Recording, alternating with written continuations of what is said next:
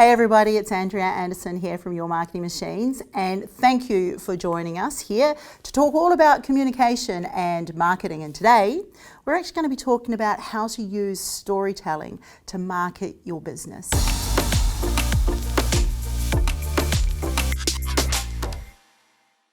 But first and foremost, I'd just like to pay our respects, and we'd like to acknowledge traditional custodians of this land and pay our respects to the elders past, present and emerging, for they hold the memories, traditions, culture and hope of Indigenous Australians. Thank you for allowing me to do that. So, team, why are we here today?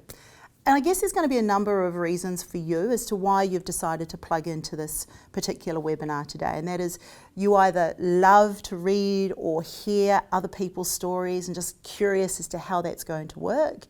Perhaps you are curious about the value of your own stories as well, and whether there is an impact there that you can create for others. Or maybe you've heard it's a great way for you to build credibility.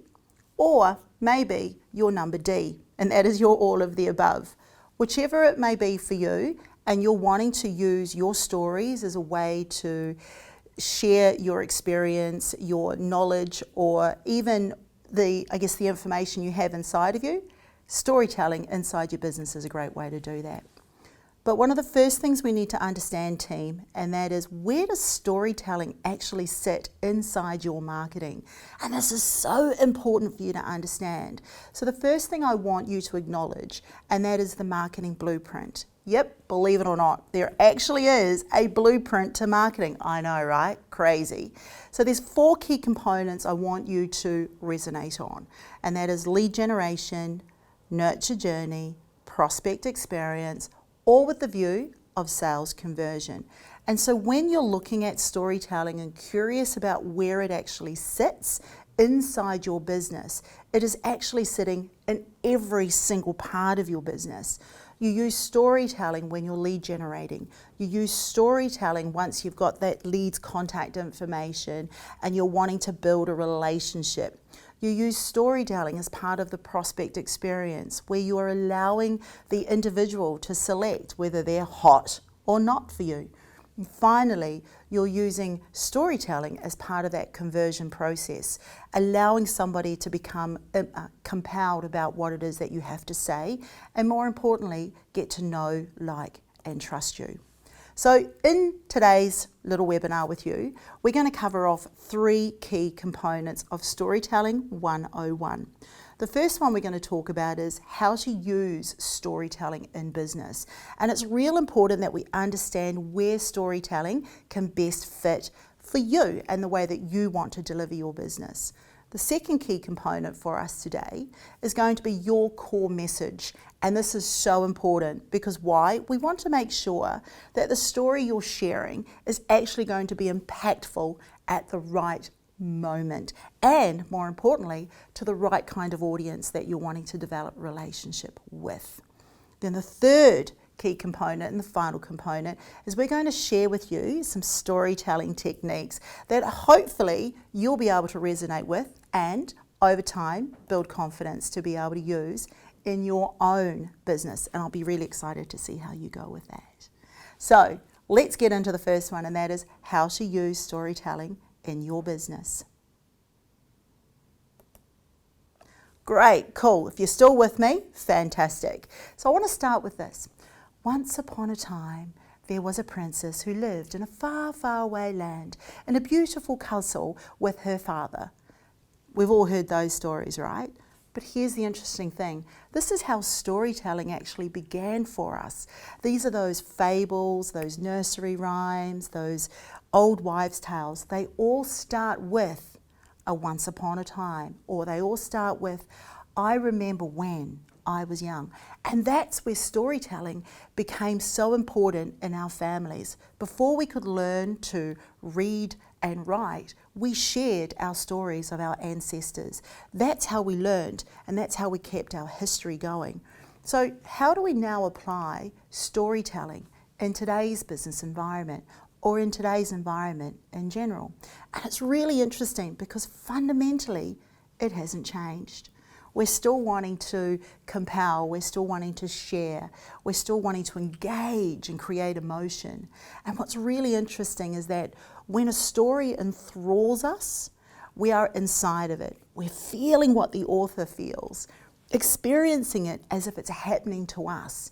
And that's the power of story for us. So, one of the first things I want you to consider, and that is, what is its purpose for you?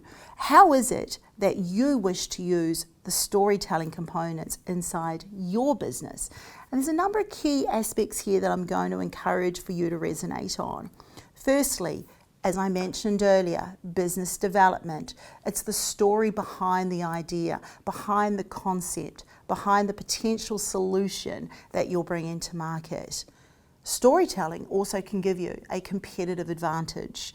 It's, sharing stories can help distinguish you from your competitors.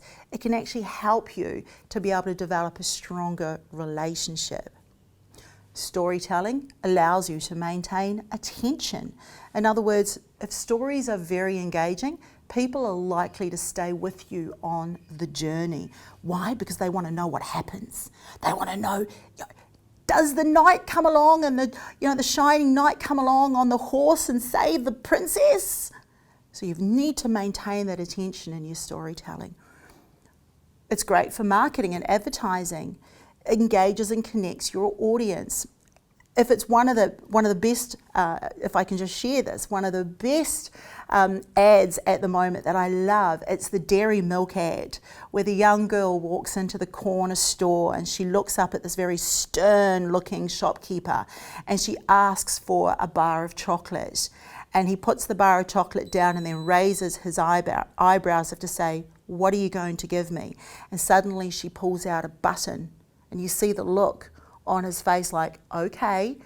And then out comes another little toy of hers. And then the final toy, the one that she loves the most, is her little unicorn.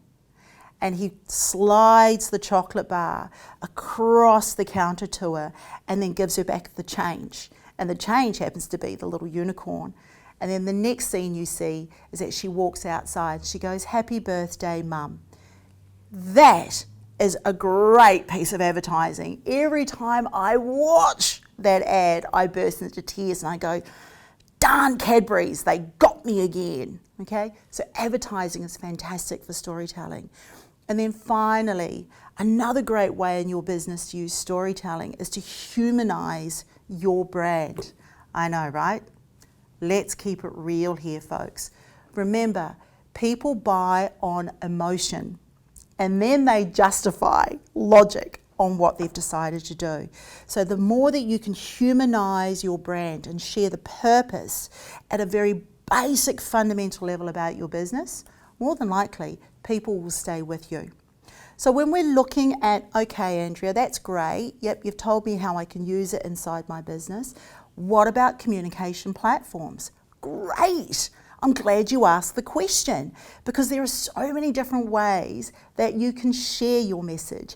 You can do it through blogs and articles. And once again, please keep them human, keep them relatable, keep the language simple.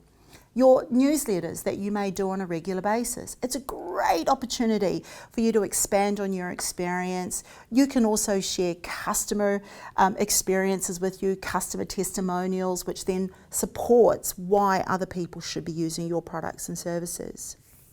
Another way is presentations, the moral of the story to prove a key point, being able to stand in front of your audience and be able to share the emotion that you're feeling with those people and drawing them in, taking them in on a journey like hopefully I'm doing with you.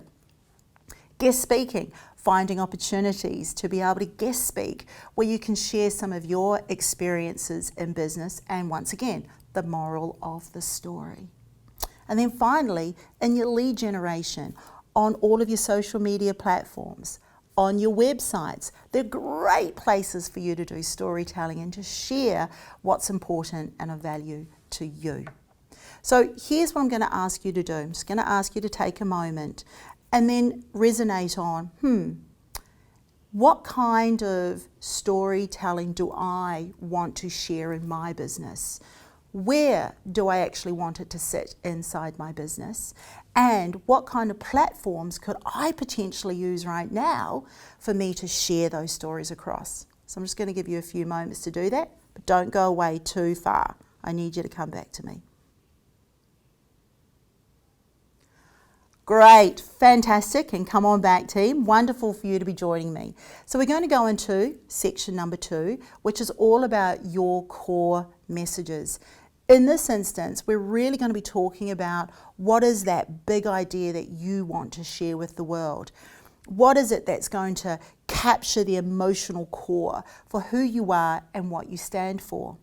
Because remember, it isn't what you do that matters. It's actually why you do it. Remember, we buy on emotion and then we justify on logic. So it's real important that we understand the why. And when you are sharing your stories, they all resonate and work around that big why for you. So core messaging. When we're talking about core messaging, there are some 4 key aspects I want you to remember. Number 1, and they're the 4 R's. I've kept it simple, 4 R's. Number 1, relevance.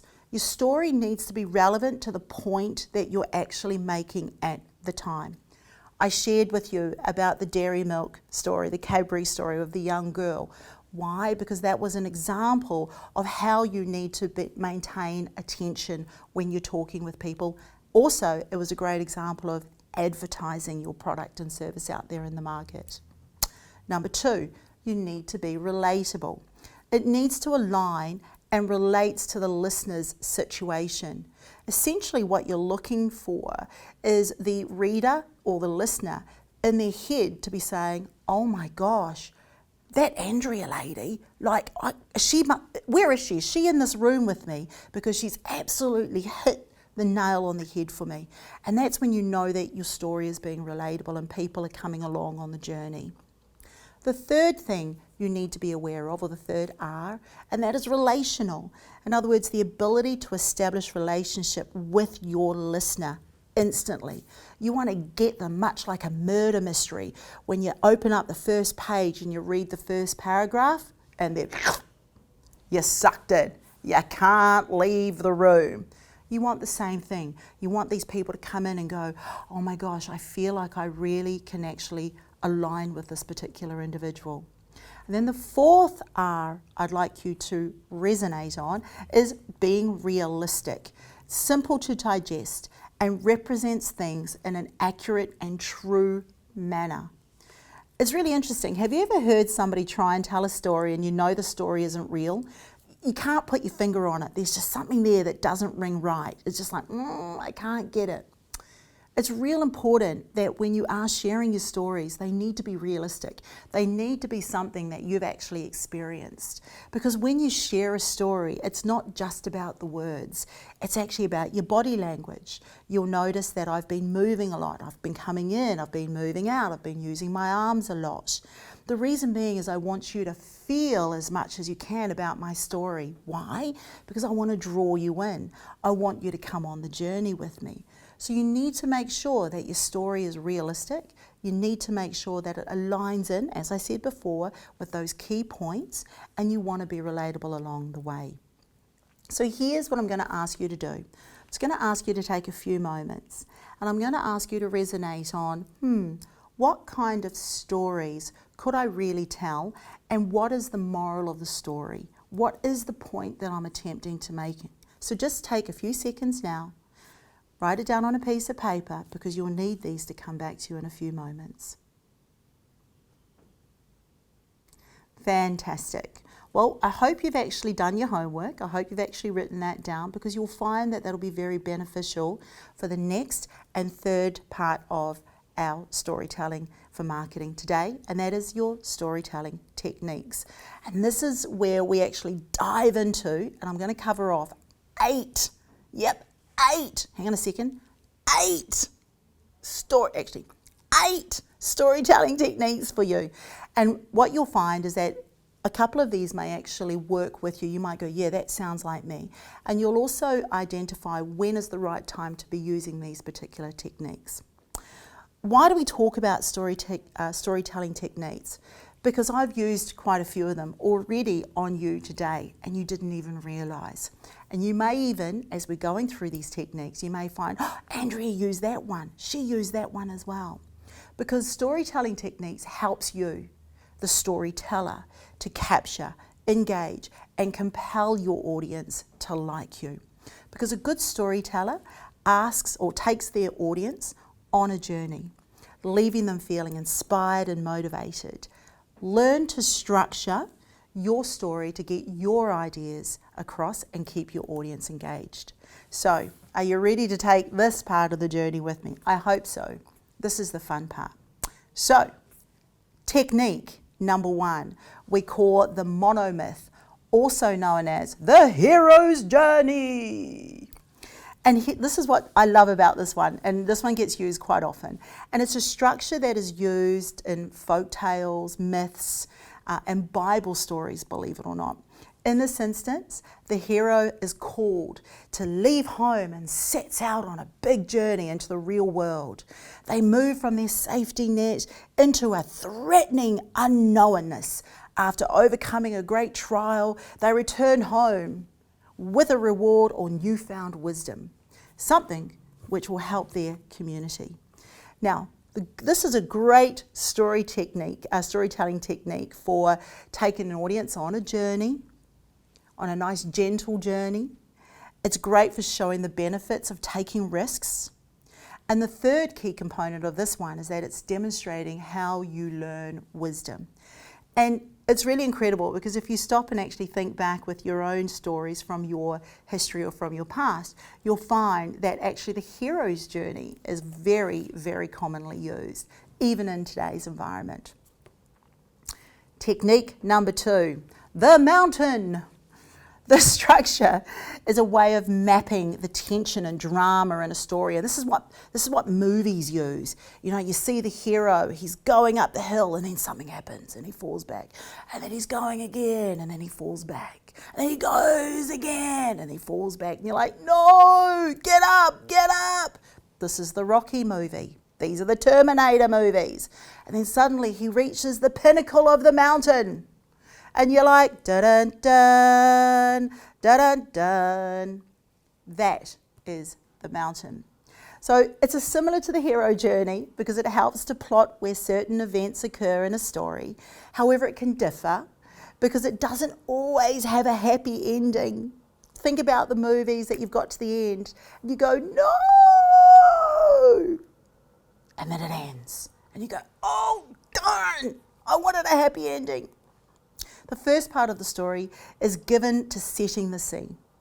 It follows just a series of small challenges and rising action before a climactic conclusion. What is this actually good for, you say, Andrea? Great question. Showing how to overcome a series of challenges. This is what it's really good for. Slowly building tension because you can see the audience go, oh, no. And then it delivers a satisfying conclusion. Perhaps that's a technique for you. Technique number 3. This is what we call the nested loops. Now, this one's a little bit interesting. This technique is used where you layer 3 or more narratives within each other. You place your most important story, the core of your message in the center, and you use other stories around it to elaborate and explain any sort of centered principles about you. The first story you begin is the last story you finish with as well, because it always comes back to the moral of the story. That's where it always comes back to, is that center point. The second story you start finishes second to last. The third story you start finishes third to last, and so on and so forth. Nested loops, they work a bit like a friend telling you a story in their life who tells you a story about a wise person in their life who taught them something really amazing, and then they took those lessons and they did something else with those lessons, and they shared those lessons with someone else, and then that person did something great. and then you end each story as you're coming back to the center point. So what is this technique actually good for? Well, it's great for explaining the process of how you were inspired to take action. It uses analogies to explain a central concept, and it shows how wisdom is passed along to you. So you may also be thinking, yeah, actually I've got a couple of stories, Andrea, that nested loops would be really, really good for. Well, great. Take that note, write it down, and you can use it again in the future. Technique number 4, Sparklines. Woohoo, Sparklines. This unique technique is a way of mapping your presentation structures where you contrast our ordinary world with an ideal improved world. It's comparing what is with what could be. So you'll hear people use a sparkline when they start with imagine. Imagine if you were in another room where the world was a completely different place. Like there was 2 different worlds. Suddenly you go, I'm actually here in the real world, but I've just been transported into this imaginary impact. So those are an example of sparklines. Now, by doing this, storyteller draws attention to the problems we have in our society, our personal lives, our businesses, creating and fueling a desire for change in the audience. These stories normally start with, as I said, the imagine. It's highly emotional technique as well, so just be careful of the kind of story that you're taking people on, because you might find that some of them start weeping uncontrollably because of your story, okay? Where is this good for inside your business? It's inspiring your audience to take action again. It creates hope and excitement, and it's great for creating a following, because people are like, well, what's next? What's going to happen next? Give me the rest of the story. Okay, so maybe you've got a couple of stories out there that you can do that imagine with. They're fantastic, by the way, for when you're doing presentations from stage or speaking. It's a great tool for you, that one there as well. Let's talk about now number 5, technique number 5, and this is what we call in media res. This is when you begin the story in the heat of the action. It's like that first scene on a movie where, like for example, a battle is raging, and you've hit smack bang right in the middle of it, and you're like, whoa, what am I doing here? Kind of situation. And before starting over at the beginning to explain how you got there, right? So you're in the heat of the battle, and then eventually you go back to how did I end up over here, and you start at the beginning. The advantage with this kind of technique is that you literally drop your audience right in the most exciting part of the story, the action, where they'll be gripped right from the very beginning, and they'll want to know how you actually got to that point. So it's very engaging, and it's almost instantly, as I say to people, smacking them with a 2x4 and then coming back and taking a gentle approach. Now, what is this kind of presentation good for, Andrea? Yeah, great question. And that is, it's great for grabbing people at the start, getting them with you right there, because most people normally think, I'm just going to ease into a story. What you've done is literally woken them up from the very beginning. This is a great way for keeping your audience craving more from you. And it's a great way also for you to focus attention on a pivotal moment of the story. And it's almost as if you've given them the fillet steak, and then you're going back and telling them how they can best cook it. All right? So perhaps that is a technique for you to try. Now let's look at technique number 6. And that's converging ideas. Converging ideas is a speech structure that shows the audience how different strands of thinking come together to form one product or idea. It can be used to show the birth of a movement or explain how a single idea was the culmination of multiple ideas, and it all works similarly to one single goal. Very similar though to a nested loop. The uniqueness is that you can show several equally important stories that all interrelate and align with each other to, once again, bring you back to this one single goal. And where is this actually good for? This is good for showing how great minds come together, demonstrating how a development occurred at a certain point in history, and also shows how symbiotic relationships have formed. Now, here's a great example of that, and that is Larry Page, who you may or may not know, and Sergey Brin, who actually, when they first met back in 1995 doing the PhD program at Stanford, actually didn't like each other. However, they found themselves working on a project together, which now becomes which became the basis of Google. So it's when you're looking at these kind of stories, and I guess another great example is Apple. When you look at the two Steves and how they came together, and you sort of blend in from Steve Jobs' perspective, and then you bring it in from Steve Wozniacki's perspective on how Apple created. So team, this is another great opportunity, especially if you want to portray multiple ideas that then come to a single one. You may want to consider converging ideas. Now, number 7, almost on the home stretch here, this is what we call the false start. And you go, the what? The false start. Now, this story is when you begin to tell a seemingly predictable story. It's like, yeah, I know what's going to happen. I can see it. I know. Stop right there. I know exactly what's going to happen. Before you actually unexpectedly disrupt it and you end off in left field and everyone goes, what? I wasn't expecting that. You weren't going there. What happened to this one? And you have to start all over again. What's really fascinating is that you subconsciously break the expectation in the reader and the listener's mind. You actually jolt them because they have an assumption of where the story is going to end. There is a predictability about it.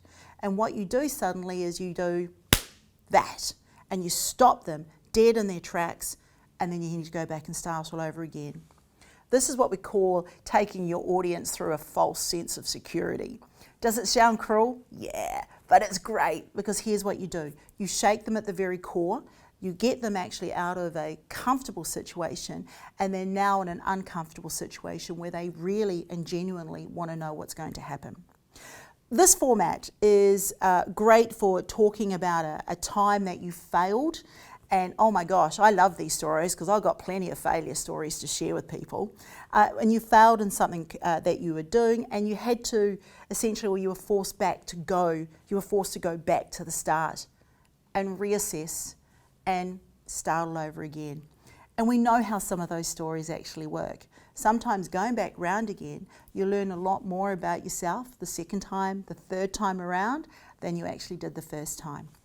It's an ideal for talking about the things that you learned from that particular experience. So the challenges you learned along the way, as I just said before, what you learned about yourself, or the innovating way that you solve the problem.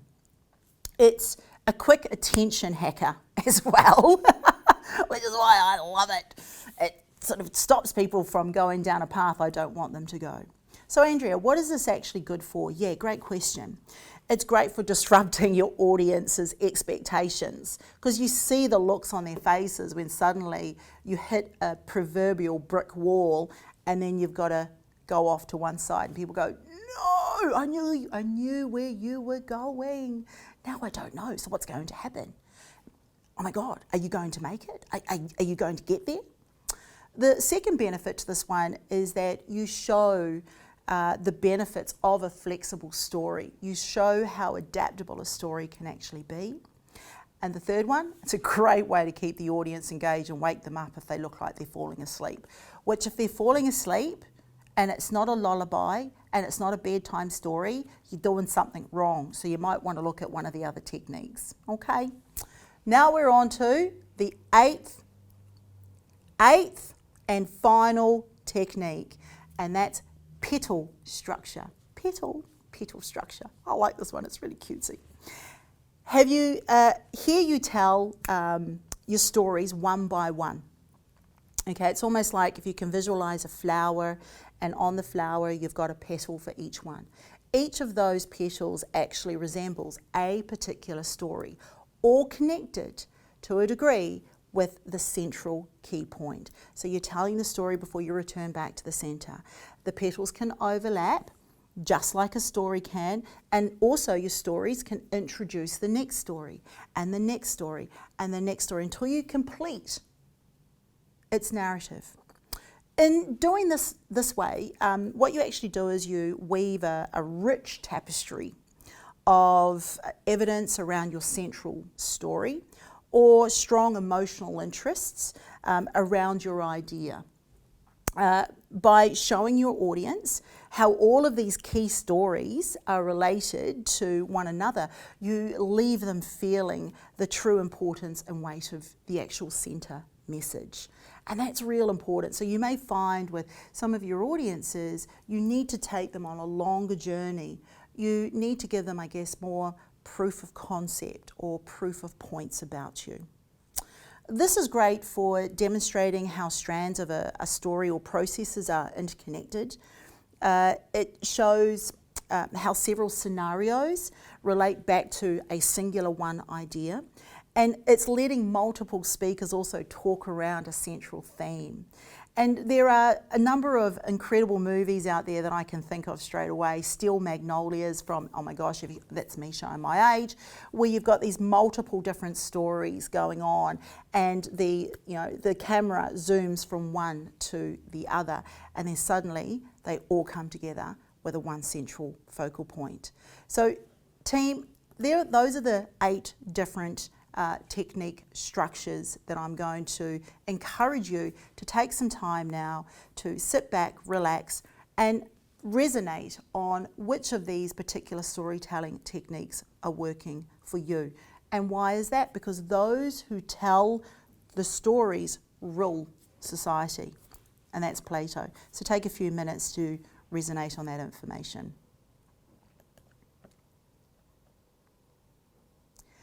Great. Well, gosh, I hope you had a chance to go back and review your notes, and to also start making a list of the kind of stories that you want to share and how you wish to share them, because now we begin a new chapter. And this is where it's your turn. This is where it's now on you to actually take action and to review this particular webinar, look at all the information that's available for you, and start to make notes. Start to look at those stories, as I said before. What kind of messages do you wish to share? Who do you wish to share those with? And how do you plan to share that particular story? Because remember, there are 3 key aspects to Storytelling 101. Number 1, how to use storytelling in your business. And as we mentioned, there's a number of different ways that we can do this. Number 2, the types of core messages that you're going to use impactfully inside your business. And then number 3, those 8 storytelling techniques. Now, remember, storytelling is an integral part of marketing your business. It creates emotion. It compels the listener or the reader to build that connection with you. It creates interest. It piques desire. It gives an opportunity for people to come back, ask you questions, and communicate with you, not at a structured, cold level, but rather at an emotional, humanistic level, which is the key here.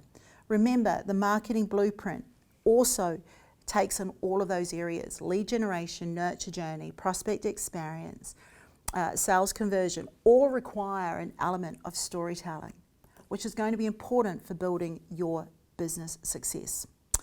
But we need to look at what's the future going to bring if you take action. And that's why this is so important for you to be doing today. And that is, you may find that actually you really enjoy telling stories.